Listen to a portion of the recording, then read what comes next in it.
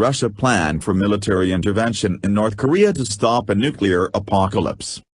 Russia is looking at the possibility of military intervention in North Korea to stop a nuclear fallout, according to a member of the Russian Security Council.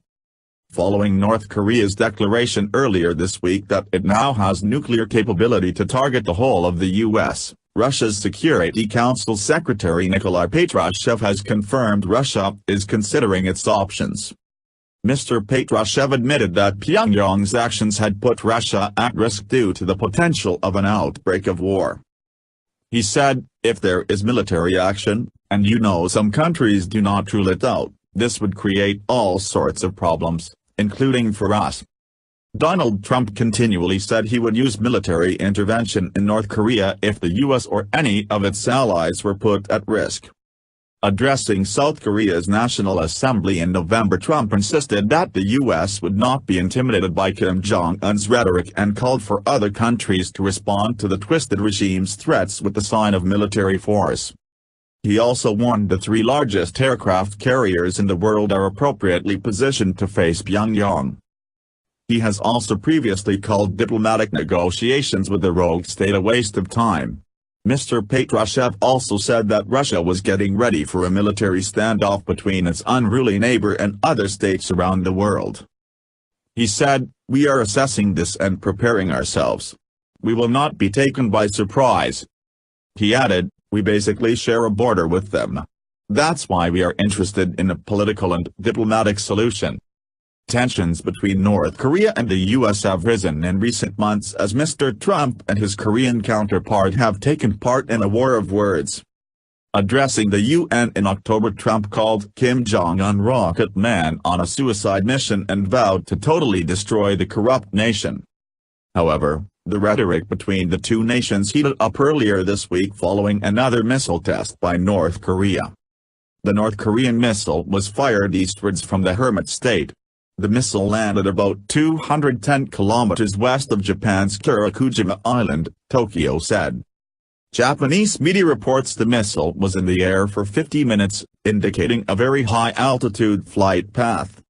It traveled east for around 620 miles into an altitude of 2,500 miles before crashing into the Sea of Japan.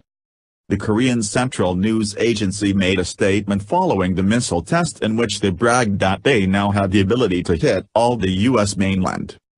Trump responded to the new threat by ominously saying, "We will deal with it."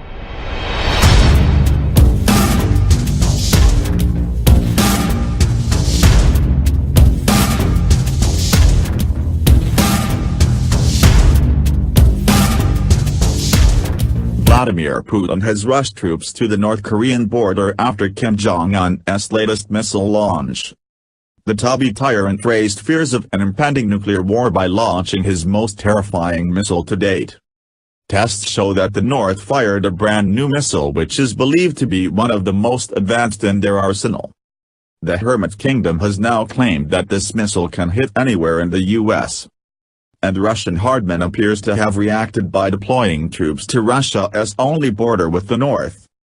According to Newsweek, Russian Marines are practicing landing operations at the North Korea after its ICBM launch. They're naval infantry, and are reported to have conducted an amphibious charge, simulating an attack on the North Pacific Fleet spokesman confirmed to State News RIA Novosti that the training exercise took place on the Clerk training range.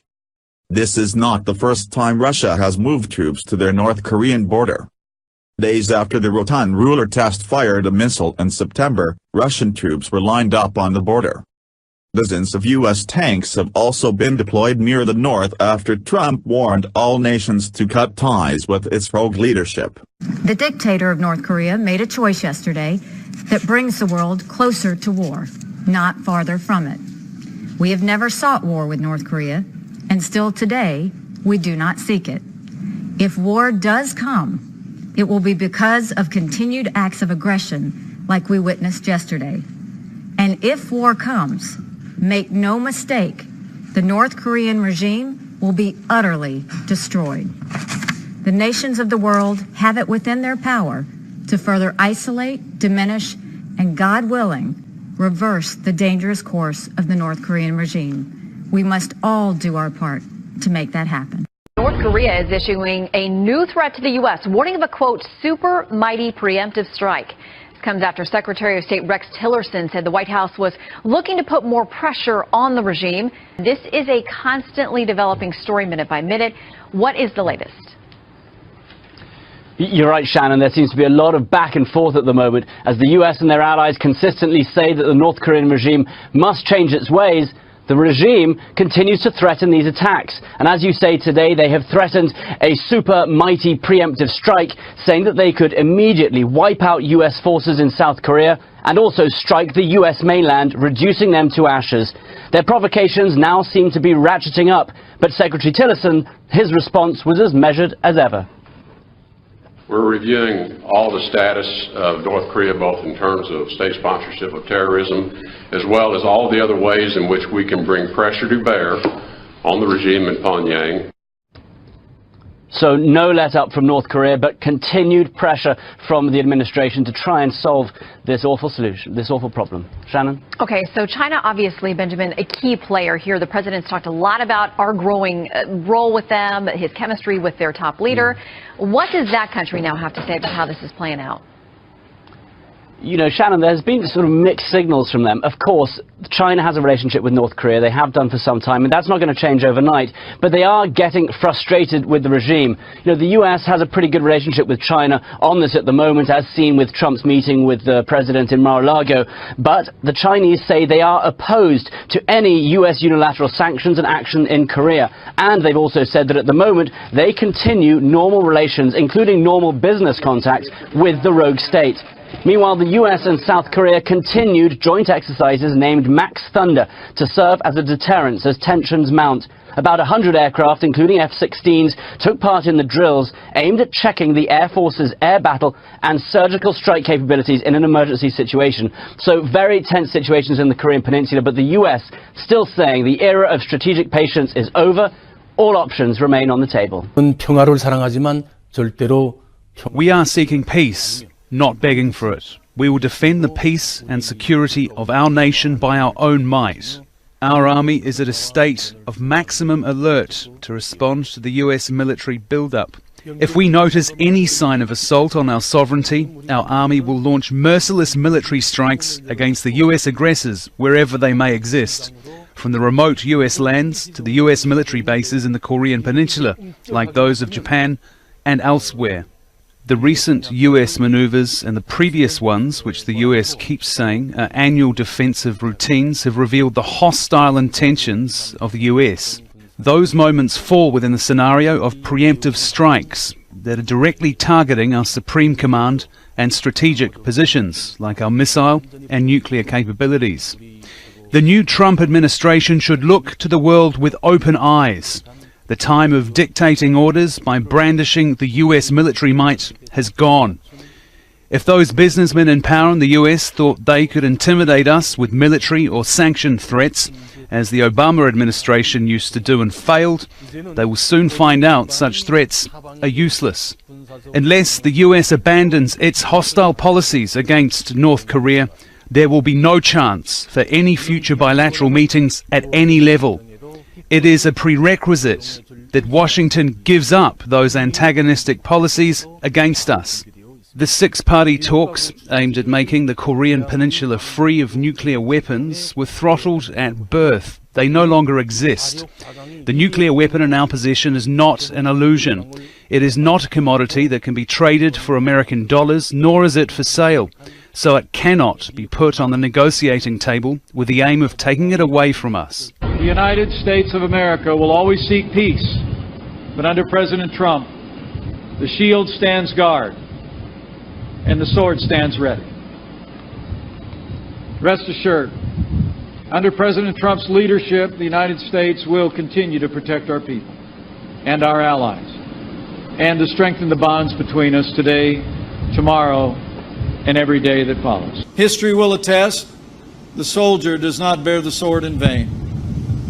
And those who would challenge our resolve or our readiness should know we will defeat any attack and meet any use of conventional or nuclear weapons with an overwhelming and effective American response.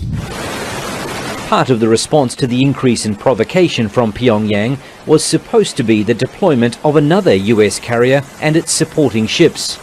Just over a week ago, the US government implied that the ships were on their way to the Korean peninsula. We are sending an armada, very powerful. We have submarines, very powerful, far more powerful than the aircraft carrier, that I can tell you. The problem is that it actually wasn't at that time. New York Times revealed that when Trump and a number of officials made the claim, U.S. carrier Carl Vinson, along with 3 other warships, were in fact heading to the opposite direction to take part in joint exercise with the Australian Navy in the Indian Ocean. And that blip could have stayed unnoticed if the Navy itself did not post a picture of the vessel last Saturday, saying it was made while Carl Vinson was passing through Sunda Strait off the coast of Indonesia. The untimely and uncoordinated announcement sent a lot of blushes onto the faces of the Pentagon officials, but now the White House says the armada is finally headed to the Sea of Japan. I believe that he might have spoken too quickly on this location of the vessel before it was actually arriving. The President said that we have an armada going towards the peninsula. That's a fact. It happened. It is happening, rather. It was announced that it was going. It will be there. We were asked simply a question on that. I think all other questions should be asked of the Department of Defense. But in Pyongyang, the propaganda continues.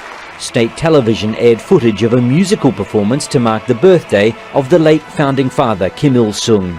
His grandson and the current leader of North Korea, Kim Jong-Un, attended the show.